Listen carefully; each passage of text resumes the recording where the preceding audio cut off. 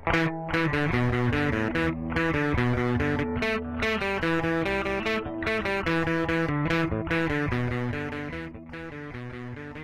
araw po, Bayang Sabungero. Ako po, si Weng Bahia ng Ampi Tari Shop. Ngayong araw po, dito po sa Dean's List ni Dr. Teddy Tanchanco, ide-demo na po natin ngayon yung ginagawa po namin sa TJT Academy. Ide-demo po natin yung pagtatari po natin. Ganito po yan.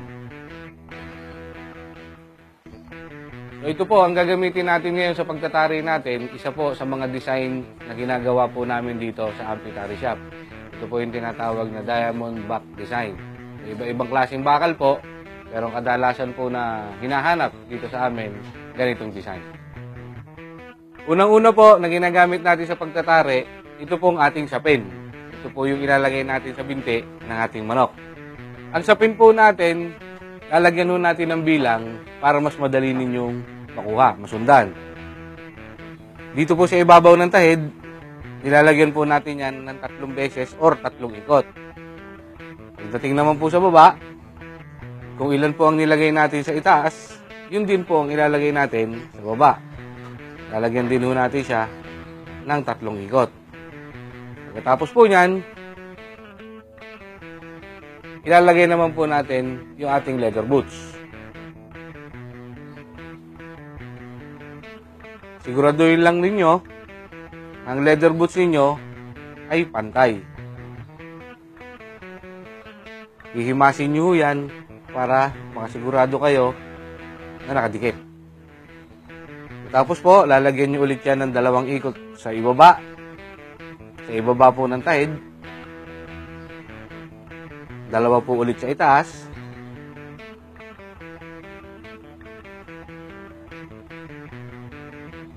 Ibabalik lang ho natin ulit yan sa ibaba ng 2 beses.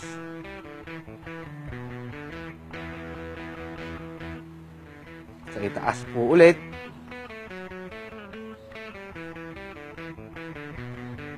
At panghuli ho, ipinapatong po natin yung panghuli dito sa ibaba.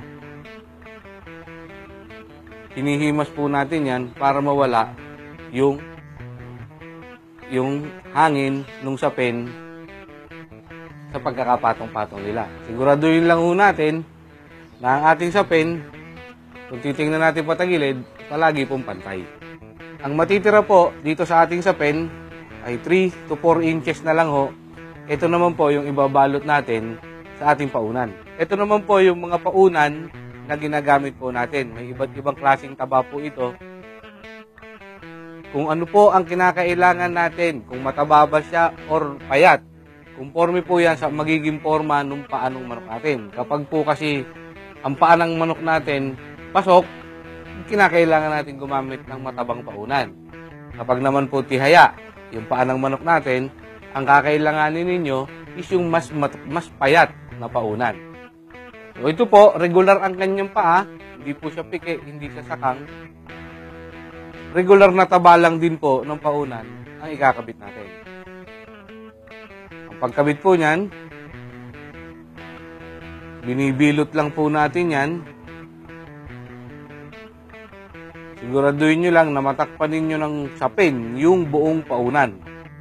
Ipapatong ho natin dito sa ating kalso. Yun po, kalso ng leather boots. So yan po yung pagsasapin. Ang kasunod po na gagamitin natin is itong ating tali. Balawing, kung tawagin po, nung marami. Ang kadalasang haba po ng ating tali or ng balawing ay 4 na dipa. Yan po ang kadalasang haba niyan. Tapos po, itong ating tali, nilalagyan po natin yung garol natin ng tali para po pag inilapat natin sa binti or dun sa sapin, magkadikit sila.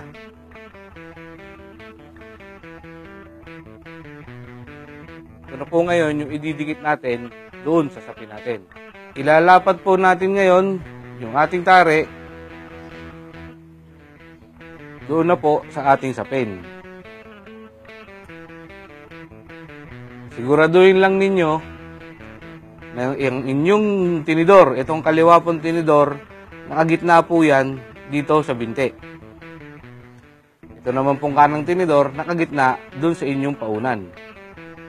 Para ho, hindi gagalaw yan kapag ipinalo na ng manok. Ngayon po, tatalian na natin yung ating tare. Uunahin muna natin dito po sa ilalim. Lalagyan po natin ito ng 10 ikot. Pagkatapos po nung 10 sa ilalim, punta naman tayo dito sa itaas, lalagyan din po natin siya ng 10 ikot. Siguraduhin nyo lang na yung inyong tali magsasama-sama para lalong matibay. Tapos po niyan, ipapasok natin sa gitna. Hihilahin nyo ng kaunti. Tatalian ho natin yung ating paunan para hindi gumalaw. Lalagyan ho natin yan kahit mga 5 beses lang. Tapos po nun, hawakan naman natin ngayon itong kaliwang tinidor natin. Ang paghawak ko niyan, umiikot lang ho yung ating tali sa binti. Lalagyan ho natin yan ng mga 7 beses. Tapos po nung 7, ilalak ho natin dito sa kanang tinidor. Talak ninyo, hihilahin nyo ho yan pakaliwa. Iikot ho sa binti, ilalak nyo uli.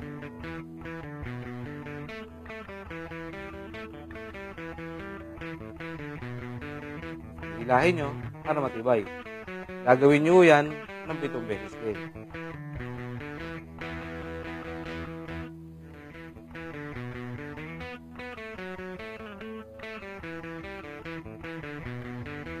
Tapos po nung pang-7, ang hahawakan naman po natin susunod ay ito ng base ng tare. Dadalhin nun natin yung tali natin, bababa doon sa base. Ikutan muna natin yan ng 1 beses. Pagkatapos po, yung ating tali, isasampay naman nun natin doon sa itaas. Pupunta rito sa gilid, pabalik sa base. Paulit-ulit lang po yan, gagawin nyo lang yan ng 7 beses.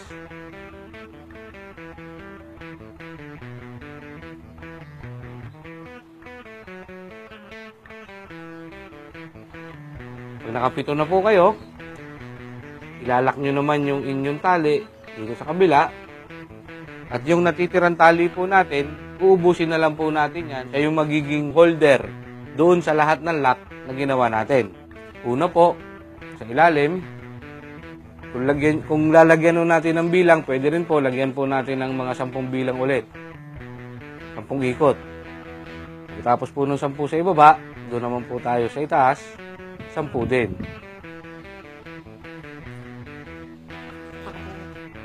So, ito na po yung natira. Ilalak nyo na lang po yan para lang hindi po siya kumalas. Kung saan po siya pwedeng ilak o saan siya umabot.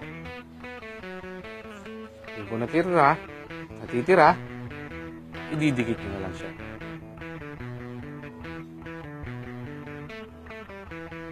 Katapos po nun, ito naman pong ating electrical tape. Kukuha lang po tayo nito. 12 inches lang po ang kailangan natin. Tapean po natin ito. Tatakpan po natin yung mga tali na ginawa natin.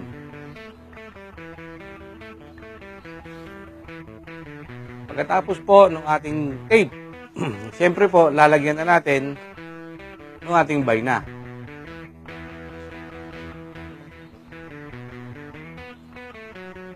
Siguraduhin nyo lang na masikip ito para habang naghihiting yung manok, hindi humaalis.